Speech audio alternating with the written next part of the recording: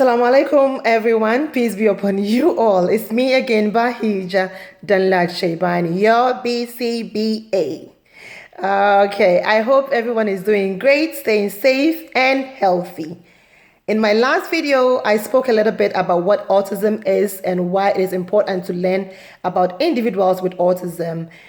And today I'm going to talk about the 3 levels of autism and why we shouldn't just categorize them into the high and low functioning.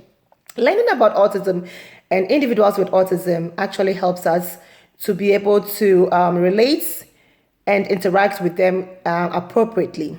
There is no single cause for autism, but the increase in awareness, acceptance, and funding can actually go a long way in helping individuals with autism and their family. Autism, or ASD, is associated with intellectual disability, difficulty in motor coordination issues with attention and physical health, such as sleep and gastrointestinal disturbances. Some individuals with autism can actually do great in things in subjects like math, science, art, music, and so on. Autism is cut across all cultures. It doesn't discriminate against race. It doesn't discriminate against socioeconomic status, education of the parents, or whatsoever. So why should we, right? Why should we? We should be able to embrace it. It's part of us. So level 1 requires support.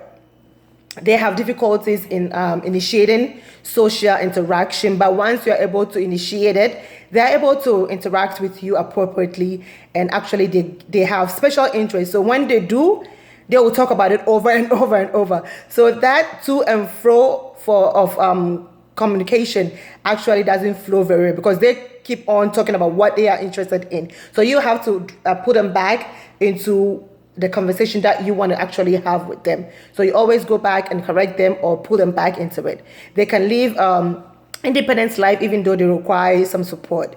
They really do not have any severe self-injurious behaviors. Okay. The second one is they need some substantial amount of support. They really do not have social interactions. They have limited to narrow special interests at all.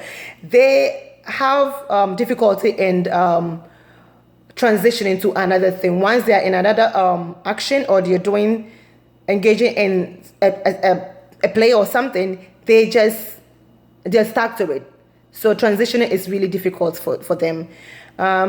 They have some sort of repetitive behaviors that they engage in, and they would not be able to live independently because they require substantial amount of support. The third one is they require very substantial amount of support. They are very severe. They have no vocal or non-vocal social communication skills. They have difficulty in changing actions, and they can be focused. They can be fixated on things. They have severe behaviors that they engage in, like self-injurious behaviors. They would not be able to live whatsoever by themselves. They always need somebody around to help them out in life. They can be good with things around them, but you always have to be on top of things for them to be able to do it. So this is the reason why we put them in the 3 levels. So it helps us actually know who needs what kind of support.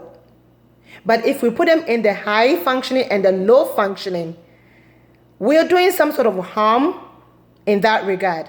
Because I've come across a kid who somebody will look at them and say, oh, they are high functioning because they can have a good communication skills with you. They can talk to you. They can tell you how they're feeling. They can tell you, anything they did, you tell them to tell you what they did yesterday, they will tell you. But guess what? Put the numbers or letters in front of them. For their life, they will not be able to tell you or identify the numbers and letters. I have come across kids who have no vocal communication skills, right? But they can identify their numbers, they can identify their letters, they can even go beyond that. They can tell you what is happening, non-vocally, either by peg or showing you, exchanging pictures with you and showing you how they're feeling. Okay, so next time, parents, anybody is trying to put your kid in the high and low functioning, say no. I don't want that kind of categorization, because that will not give you the right amount of support the individual needs, and that goes to hurt them in their progression. Okay, so I hope this helps you, for you to know exactly where your kid falls in. Just because she is or he is communicating with you doesn't really mean that they are very good in other things. Make sure you have a great assessment done for them, and they are able to put in either level 1, level 2, or level 3. Until my next video, stay safe, save a life, and God bless you.